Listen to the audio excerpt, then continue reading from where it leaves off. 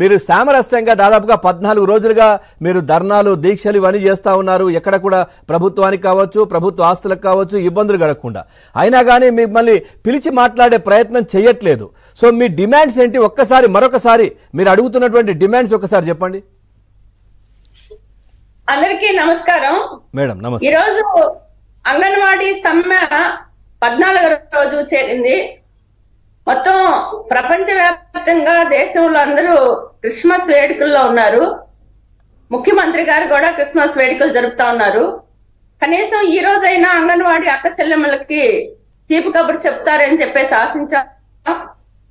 కానీ ఈరోజు అద్దాకలతోటి అంగన్వాడీ అక్క చెల్లెమ్మలందరూ టెంట్ల్లోనే ఉన్నారు. ముఖ్యమంత్రికి ఏమాత్రం జాలి దయ కరుణ లేదు అనేది స్పష్టంగా అర్థమవుతా ఉంది. అంగన్వాడీలు ఏం గొంతెమ్మ కోరికలు కోరట్లేదు. ఈరోజు అంగన్వాడీ వర్కర్లు, హెల్పర్లు, మినీ వర్కర్లు సమాజంలో అట్టడుకున్న పేద ప్రజలకి, గర్భిణీలు, బాలింతలు, చిన్న పిల్లలకి సేవలు చేస్తా ఉన్నారు. రాష్ట్రంలో దాదాపు 56,000 అంగన్వాడీ సెంటర్లో 1,00,000 మంది ఉన్నారు. ఒకవైపు ఇస్తున్న వేతనాలు సరిపోవట్లేదు, పని భారం పెరుగుతా ఉంది, నిత్యావసర వస్తువులు సరుకులు కావచ్చు విపరీతంగా ధరలు పెరుగుతా ఉన్నాయి. పెరుగుతున్న ధరలకు అనుగుణంగా ఈరోజు వేతనాలు పెంచండి అని చెప్పేసి గత 4.5 సంవత్సరాలుగా ప్రభుత్వం చుట్టూ అనేక మార్లు తిరుగుతా ఉన్నాం. రిప్రజెంటేషన్లు ఇచ్చాం, మంత్రులను కలిసాం, ప్రజాప్రతినిధులు కలిసాం, అధికారులను కలిసాం, దశల వారీగా అనేక ఆందోళనలు నిర్వహించాం. ముఖ్యమంత్రి గారు ఎటు కలిసే పరిస్థితి లేదు. మెయిల్ ద్వారా రిప్రజెంటేషన్ పంపించాం. అయినా ఈ ప్రభుత్వానికి చెవుటోళ్ల ముందు శంఖం ఊదినట్టుంది. కానీ కనీసం అంగన్వాడీ అక్క చెల్లెమ్మలను పిలుద్దాం, మాట్లాడదాం, వాళ్ళ సమస్యని విందాము, చర్చిద్దాం, పరిష్కారం చేసే దిశలో ఏమాత్రం అంగీకరించిన పరిస్థితుల్లో అనివార్యంగా మేము సమ్మెలోకి వెళ్లాల్సి వచ్చింది. ఈరోజు మేము కోరుతుంది కనీస వేతనాలు 26,000 రూపాయలు ఇవ్వాలి అనేది ప్రభుత్వ లెక్కల ప్రకారం నిర్ణయం ఉంది. కానీ 26,000 కాదు. ఈరోజు రాష్ట్రం కొత్తగా ఏర్పడింది, డబ్బులు లేవు, రకరకాలు చెప్తా ఉన్నారు. కనీసం ముఖ్యమంత్రి గారు పాదయాత్ర సందర్భంగా కానీ, వైఎస్ఆర్ మేనిఫెస్టోలో కానీ అంగన్వాడీ అక్క చెల్లెమ్మలకి తెలంగాణ కన్నా అదనంగా వేతనాలు పెంచుతానని చెప్పేసి హామీ ఇచ్చారు. అసెంబ్లీ సాక్షిగా మాట్లాడారు. వచ్చిన వెంటనే మీరు పెంచారు కాదను. కానీ 2021లో పిఆర్సీలో అక్కడ తెలంగాణలో వేతనాలు పెంచారు. ఈరోజు అక్కడ అంగన్వాడీ వర్కర్ కి 13,650 రూపాయలు, హెల్పర్ మినీ వర్కర్ కి 7,800 రూపాయలు వస్తా ఉంది. మన రాష్ట్రంలో చాలా తక్కువ ఇస్తా ఉన్నారు. ఇచ్చిన హామీ అయినా అమలు చేయాలి అని చెప్పేసి కోరుతా ఉన్నాం. ఈరోజు మన రాష్ట్రంలోనే పిఆర్సీలో 4th క్లాస్ ఎంప్లాయీస్ కి బేసిక్ చూసినా కూడా 20,000 రూపాయలు ఉంది. హెల్పర్ కి 20,000 రూపాయలు ఇవ్వాలి, వర్కర్ కి అదనంగా ఇవ్వాలి. కానీ దాని గురించి పట్టించుకోవట్లేదు. రెండవది, సుప్రీంకోర్టు అంగన్వాడీ వర్కర్లు, హెల్పర్లు, మినీ వర్కర్లు మొత్తం గ్రాట్యుటీకి అర్హులేను, వీళ్ళకి ఇచ్చేది గౌరవ వేతనమైన వేతనం కిందకే పరిగణలో తీసుకోవాలి, వాళ్ళు ఫ్రీ స్కూల్ నడుపుతా ఉన్నారు. 1972 గ్రాట్యుటీ చట్టం ఏదైతే ఉందో దాని ప్రకారం గ్రాట్యుటీ ఇవ్వాలి అని చెప్పేసి 1922వ సంవత్సరం ఏప్రిల్లో చెప్పింది. మీరు గుజరాత్ లో అమలు చేస్తా ఉన్నారు. కర్ణాటకలో ఆల్రెడీ కేబినెట్ ఆమోదించి సర్కులర్ ఇచ్చారు. కానీ మన రాష్ట్రంలో కూడా అమలు చెయ్యండి అని చెప్పేసి గత 2 సంవత్సరాలుగా అడుగుతా ఉన్నాం. ప్రభుత్వం పట్టించుకోలేదు. మూడోది, ఈరోజు ఉన్నాయండి చాలా ఏజెన్సీ ప్రాంతాల్లో, మారుమూల ప్రాంతాల్లో, హ్యామ్లెట్ విలేజ్ల్లో ఈరోజు దాదాపు 5,600 మినీ సెంటర్లు ఉన్నాయి. వీళ్ళు 3,000 పాపులేషన్, 300 లోపు అయితే మినీ సెంటర్లు నడవాలి.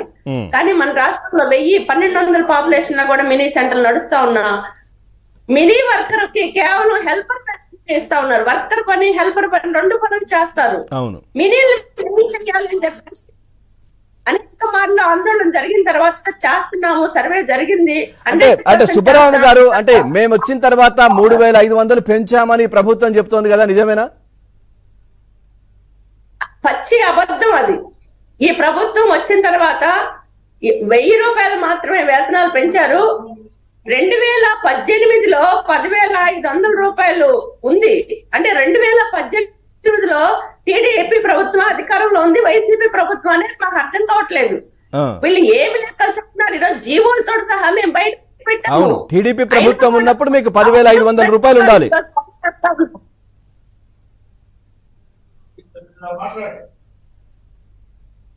సుబ్బరామ గారు రైట్, ఒక్కసారి నేను ధనలక్ష్మి గారితో మాట్లాడి మళ్ళీ వస్తాను. ధనలక్ష్మి గారు నమస్తే అండి. నమస్తే అండి. రైట్, ధనలక్ష్మి గారు, మీరు కూడా ఆశా వర్కర్ కి సంబంధించి కూడా చాలా పోరాటాలు చేస్తా ఉన్నారు. మీ న్యాయమైన డిమాండ్ల కోసం పరిష్కరించాలని ప్రభుత్వాన్ని అడుగుతా ఉన్నారు. ప్రభుత్వం వచ్చిన దగ్గర నుంచి అంటే చాలా రోజులుగా ఓపికగా వెయిట్ చేశారు గత 4.5 సంవత్సరాలుగా. సో ఇప్పుడు మళ్ళీ ఉద్యమాలు చేస్తున్న పరిస్థితులు కనిపిస్తా ఉన్నాయి. ఏంటి మీ సమస్యలు ప్రభుత్వం దృష్టికి బయట తీసుకెళ్తున్నారు, సరే, మరి ఆ ముఖ్యమంత్రిని కలిసే ప్రయత్నం ఏమైనా చేశారా? ఏంటి అటువైపు నుంచి వస్తున్నటువంటి స్పందన ఏంటి? ముఖ్యమంత్రి గారు ఈ 4.5 కాలంలో నాకు తెలిసి ఏ ఉద్యోగులని కార్మికులను కూడా కలిసినటువంటి పరిస్థితి లేదు. గతంలో హెల్త్ మినిస్టర్ గా ఉన్నటువంటి నాని గారికి ఒకసారి రిప్రజెంటేషన్ ఇచ్చాము. వారు చర్చలు జరిపారు మాతోటి మా డిమాండ్స్ మీద. ఆ తర్వాత మంత్రి గారు మారిపోయారు, విడుదల రజనీ గారు వచ్చారు. వారు వచ్చిన తర్వాత కూడా రిప్రజెంటేషన్ ఇచ్చాము. కానీ ఆవిడకి అసలు మా ఇష్యూస్ తెలియదు, వాటి మీద చర్చించాలనేటటువంటి ఇంట్రెస్ట్ కూడా లేదు.